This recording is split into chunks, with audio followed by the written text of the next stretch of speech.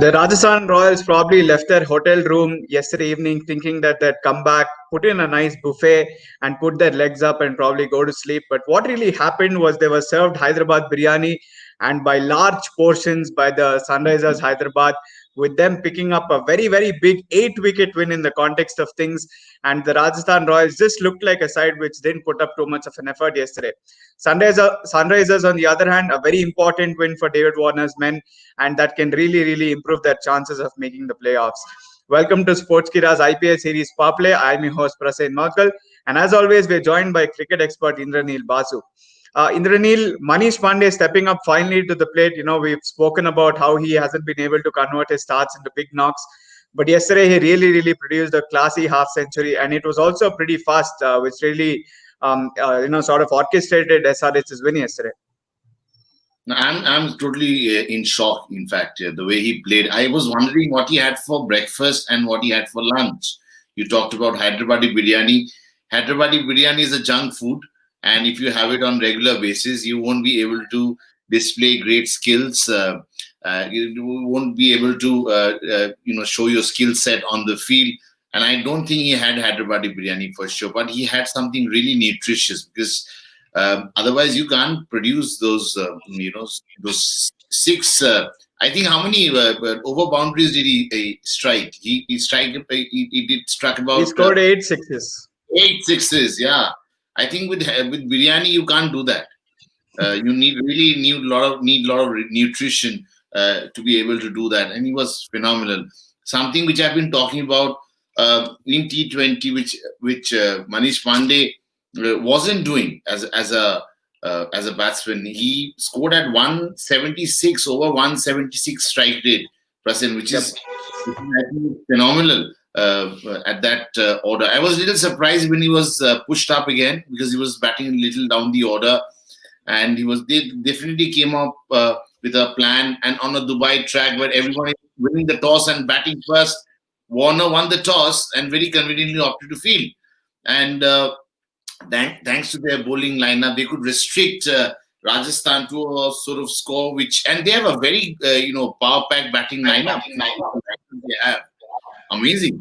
Rajasthan really came into this game with a lot of confidence. They had won the previous game, but nothing comes to the thing that what you perform, how you perform on that given day. That really matters, and that mattered a lot. And Manish Pandey, what a player! He proved it. Whatever he did in the previous 250s, he was instrumental in ensuring that SRH don't go anywhere. But yesterday, I hope it's not little too late. I hope this knock from Pandey can change the entire thinking of the side, that they can go out there and do what they are supposed to do. And one thing is important in T20, you have to keep scoring. You have to be explosive, which is very important. Yeah. That's what is missing from Warner's batting even now. Manish Pandey wasn't explosive earlier. He was playing run a ball. He looked like someone who's playing for himself. He wanted to score those runs, go back and ensure next game he's playing. That's a psyche which is not going to take you far in if you are really wanting to play India very regularly in that that middle order which is still vacant. There is up for grabs few positions.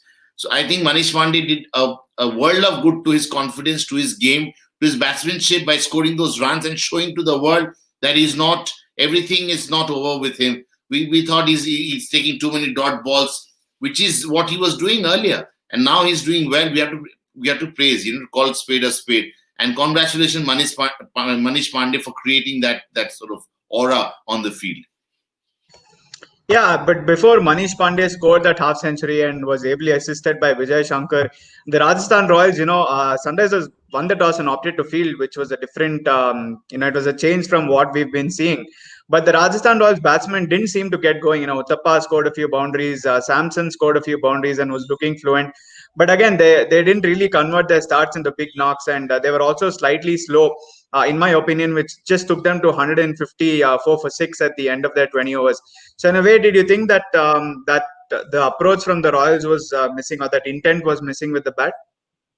The pitch wasn't supporting the way it should have supported the Royal batsmen. They were not able to play those shots which Manish could do in the later half, in the second AC of the game. And the reason behind is is quite simple. The wicket wasn't as fast as they expected. But having said that, you also have to understand when you get into your starts. You're scoring on you're scoring 19s, 30s, which means you've got your start. And once you've got your start, there is no way you can throw your wicket away. I can imagine Ben Stokes got out to a beauty from Rashid Khan, but beyond that, the way Sanju got out, after getting those starts, this strike is so much like very overconfident sort of body language they display Rajasthan Royals, which has been the bane throughout their season. They've been a good team on paper. If you look the kind of players they have, Smith, they have Jofra Archer, they have Ben Stokes, and good players, and these are match winning players. They've done so well for their countries, and to come at this level and showing some consistency, which is what was required from the Rajasthan Royals, especially their batsmen. And once they got their start, they did those initial work. It just lost the momentum, and I would also partially blame the pitch for it, because it was really on the slower side and wasn't easy. And all credit should be given to all the Rajasthan for the SRH bowlers also, the way they were able to keep Rajasthan to a score of 154, which is what in the middle overs after 10th over. They got off to a decent start, but they never allowed Rajasthan to just walk away with the match. They kept taking those wickets, which is so important at this level. Take those early wickets and kept that pressure on the Rajasthan batsmen. That really worked like a magic. And less said the better. I mean, what can you say about Rashid Khan? In fact, yesterday Shane Warne gave us an exclusive interview on the Sportskeeda, and he was very categorical that the best T20 leg spinner right now is with SRH. That is Rashid Khan from Afghanistan. He's doing phenomenally well. And getting that wicket of Ben Stokes, I think one of the best deliveries I have seen in this IPL. That will really do a world of good. Like Manish Pandey's knock, that ball will give that a lot of confidence to the entire bowling attack of SRH. And they showed it also yesterday on the field. A phenomenal effort. I didn't expect SRH to do so well, because they have been up and down, and mostly they have been down. But this match, they were really up and thoroughly deserve that 8-wicket victory, which is a thumping win, Prasen, by any stretch of imagination. Yeah, and before Rashid Khan, with the Rajasthan Royals struggling, we spoke about how the pitch was playing tricks as well. What do you have to say about Jason Holder's effort with the ball? 4 overs, 33 runs, 3 wickets. He got some crucial wickets up front, affected the run out of Robin Uthappa up and early. With Williamson out of the side, Jason Holder is probably one of the most underrated all-rounders in my opinion. And yesterday he bowled really well, although he did get tonked a bit in the later half by Sanju Samson. But do you feel in a way he was also a game changer for the Sunrisers? He added a lot of value to it. You can't call it a game changer, but of course that wicket of Sanju Samson, when he was looking set to get a big one, he was just growing in confidence. He was on 36, and to be able to get that, clip the bails of Sanju Samson's stump, and I thought it was a phenomenal effort. And what is really amazing is these players, they're all proven players. He's proved his worth for West Indies. He's led West Indies.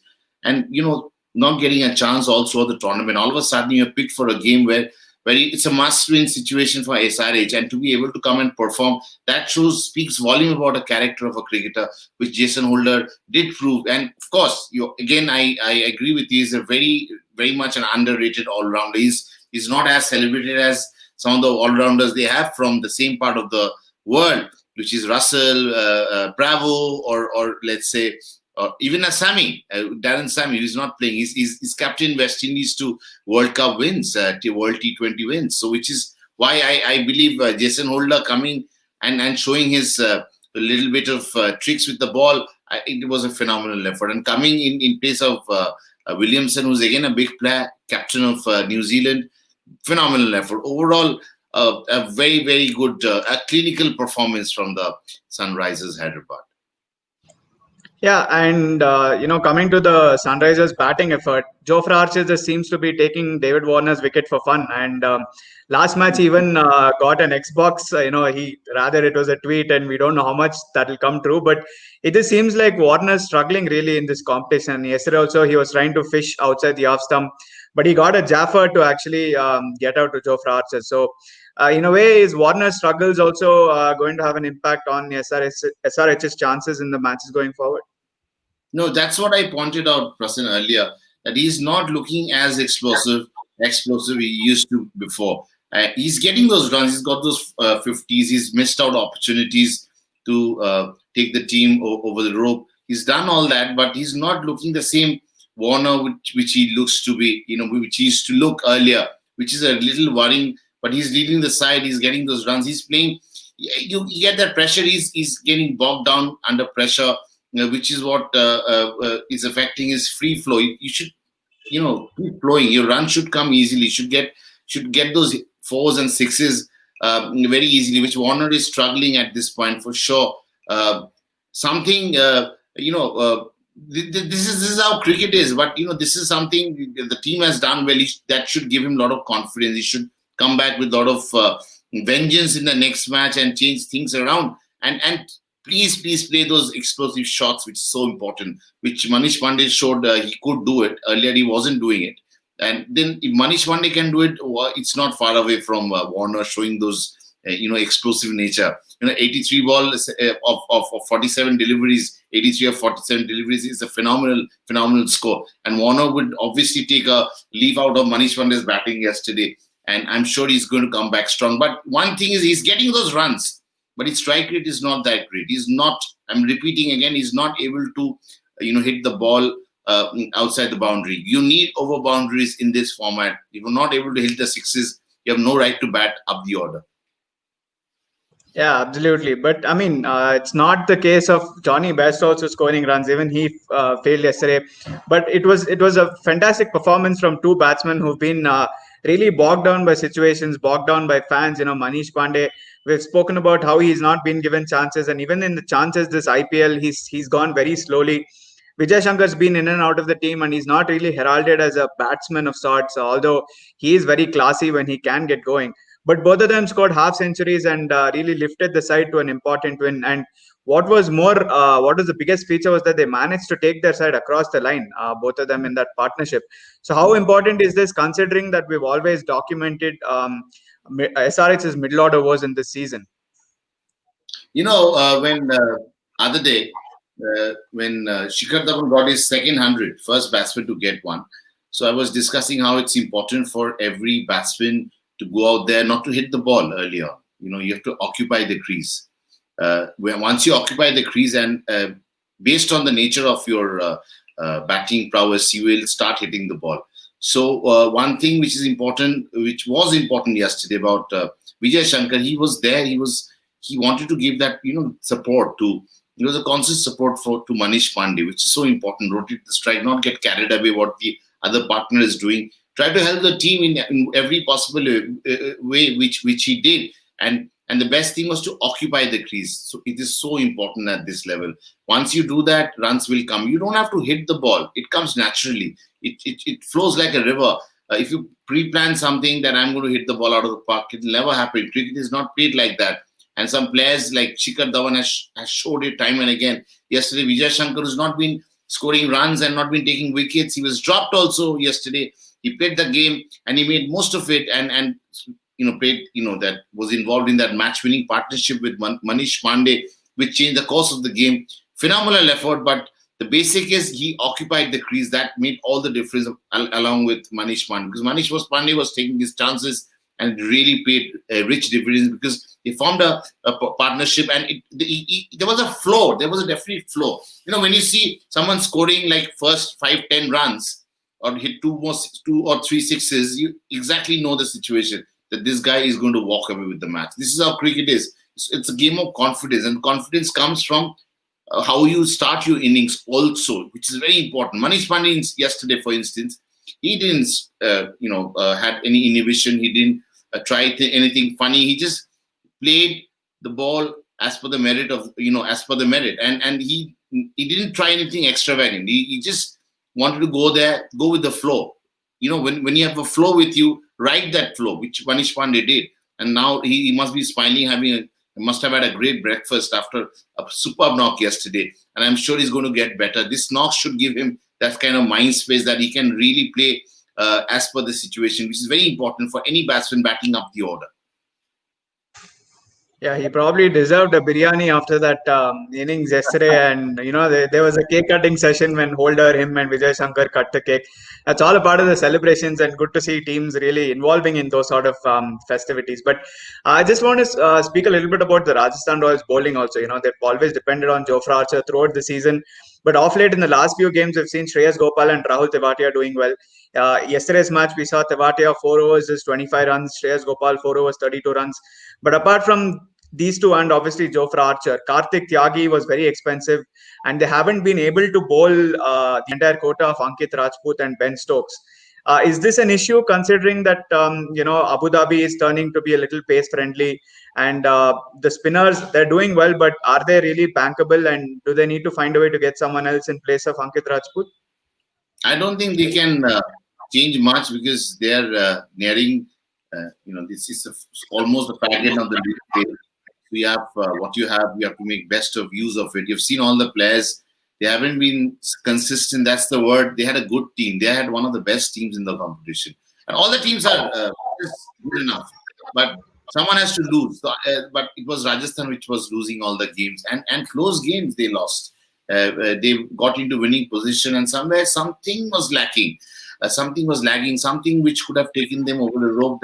That intensity was lagging. That was lacking massively, and that's why we saw what we saw yesterday. One thing which is really surprising, you have someone like Shane Warne as a mentor, trying to tell you all the good things, and what Sanju said yesterday was phenomenal. He treats every player like a superstar, and only a Shane Warne can do it. Only he can do it, and that's why he's the best bowler. He was. Even still, also he could be the best bowler if he starts bowling those 4 overs. He's 50 plus. He said he can't bowl, but I'm sure he can bowl. But inspiration is a very small. It's not a small thing. And when you have someone like Jofra Archer getting those 2 wickets early on, the entire bowling squad should take inspiration from him. What are they doing? Why are they giving those boundary balls? I know you can't be good all the time, but you should take inspiration from that guy. Look at the way he's bowling, and how many boundary balls does he bowl in an over? None, 0. So it's important that you learn from him. You have to really hit Jofra Archer for a 4 or 6. You have to hit his good deliveries, and you have to be ready for it. Can you do that? So that's the kind of bowler I'm talking. That's the kind of bowling I'm talking about. Rajasthan Royals hasn't. The bowling effort has not been up to the mark, unfortunately, despite having the likes of Shane Warne, trying to guide them, mentor them all the time. Other day, Anju told us on the interview with Sportskeeda how there's a competition. How many times you hit a coin when you're bowling with single stump, and Shane Warne deliberately lost that so that Rahul Tewatia would feel better. And after competing and beating Tewatia, he's become quite a bowler. He's very consistent. So that's important, that consistent line and length. Bowling those 6 ball with intensity, bowling with a target, telling yourself, talking to your voice, which comes from your heart, that yes, I'm going to go and do that the way I want it. If I want to bowl, 5 half volleys on and the batsman should play on the covers, I should be able to do that. If you want to target the block hole, I should be able to do that. Target your this thing. So that target, that mission was not there. That sort of focus wasn't there with the other bowlers. They should have taken a lot of inspiration from Archer, the way he bowled. He's a fast bowler. Even a spinner could have taken a lot of inspiration. The basic of the game remains the same. You have to bowl those 6 balls without giving any loose deliveries, which is so important in T20 cricket. Yeah, absolutely. Very true. That the Rajasthan Royals haven't been able to find that inspiration. And despite Ben Stokes coming to the side, he hasn't bowled his full quota of overs. And, they might want to make the most use of that. They have 3 more matches. They are in seventh place with 8 points. They need to win all their remaining matches and depend on a whole lot of results. Sunrisers, on the other hand, fifth place, and they are still in contention for the fourth spot. But today's match, El Clasico of the IPL, Mumbai Indians versus Chennai Super Kings. CSK at the bottom of the table. They haven't had any sort of inspiration. They've pretty much thrown in the towel right now with MS Dhoni after the last match, saying that they're going to try a few youngsters and see what goes their way. But Mumbai Indians, on the other hand, they're looking like an express train which isn't stopping anytime soon. Third position with today's win, they will go on top of the points table. Match is in Sharjah. We've seen that it has started to grip and turn a little bit. Advantage CSK in that sense, or do you see the Mumbai Indians coasting through completely? No, these games are never a cakewalk. You can never predict the winner. If you're doing it right now, they are at the bottom of the table, but they can go and spoil your party anytime. And Mumbai Indians are in such a state where you can't lose momentum. You can't take these matches against low-ranked teams easily. If you do that, you're going to make a Himalayan blunder. I'm sure Rohit Sharma is aware of it. I don't have to tell him. After winning 4 IPL titles, he knows how to win games. And the first game they played, they lost to CSK. It was a closely fought game. But yes, you have to show your best. And job is not over for Mumbai Indians. They would love to target that top position, 1 and 2. That's what every team is looking at. Because in the playoff stages, if you are in one or if you're the best team and the second best team, you really walk away with a lot of advantage. You get a chance. If you have a bad day, you can come back and play the second qualifier, which is such a good system, and this will ensure you get the best opportunity to display, to lift the trophy. And this is a good thing IPL had started long time ago. So it's important Mumbai keep. This is the time to gain that momentum, and they have to keep winning. There's no second to winning these matches, and they point wise they must be. They are third on the table. They have 9 games, won 6, lost 3, and they have 12 points. They would love to go in that where Delhi Capitals and Royal Challengers are. A lot of cricket still left in the league phase to decide, because we don't know which number 4 team would be. We have Kolkata also. We played 10 matches. They have 5 wins. They're a little above the Hyderabad and the Kings and the Rajasthan Royals.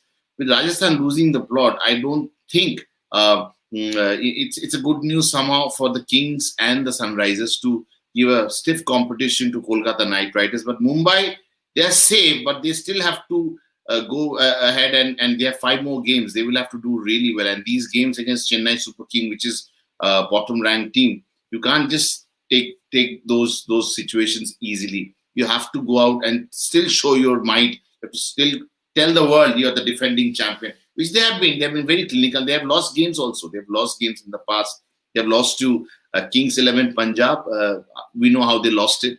And this game is again going to be important in that way to gain those points, to be in that top 2. And I'm sure that's what they're targeting. If you ask them, they'll say, we're taking match by match. This is a classic way of telling the world that we are not bothered about that position and 1 or 2. We are bothered about, we just go one game at a time. But deep down inside, they know they want to target one or 2 position, number 1 or 2, where DC and RCB are sitting pretty. So this is the situation right now.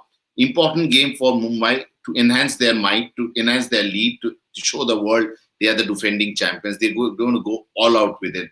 But as far as CSK are concerned, other day we heard a lot of former cricketers talking about how they missed Suresh Raina in their lineup. But I also thought Harbhajan Singh, if he would have played, could have seen Imran Tahir playing. He's the best, one of the best leg spinners. He was number 1 T20 spinners in world cricket. I don't know what's the ranking right now. So, and you have not made him play a single game. This is so shocking. And you're saying you don't get the combination right. Probably Harbhajan not playing, for